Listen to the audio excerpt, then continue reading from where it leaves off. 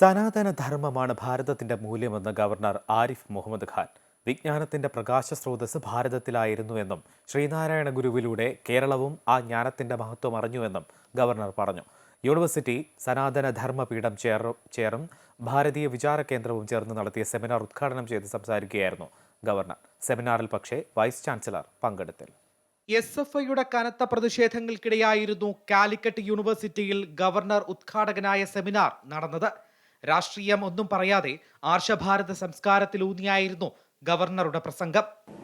They have never claimed originality about their teachings. Our problem is that as human beings we have a forgetful nature. We become forgetful of these great teachings.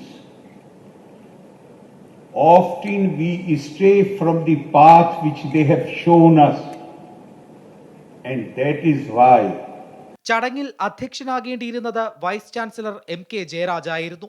VCയുടെ അഭാവത്തിൽ സ്വാമി ചിദാനന്ദപുരിയാണ് പരിപാടിക്ക് അധ്യക്ഷത വഹിച്ചത്.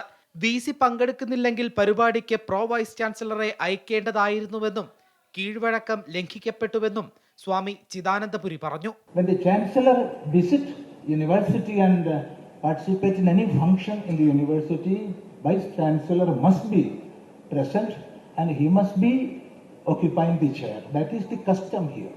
If he is somehow sick and he cannot attend, he must send pro vice chancellor. That is the rule and that is the practice we are seeing here. വൈകിട്ട് 4 മണിയോടെ ആരംഭിച്ച ചടങ്ങ് seminar ഹാളിൽ നടക്കുമ്പോഴും ക്യാമ്പസിന് പുറത്ത് പ്രതിഷേധവുമായി SFI പ്രവർത്തകരും നിലയുറപ്പിച്ചു. പക്ഷേ പ്രതിഷേധങ്ങൾ വകവയ്ക്കാതെ ഗവർണർ ക്യാമ്പസ് വിട്ട് മടങ്ങി. അമൃത ന്യൂസ്, കോഴിക്കോട്.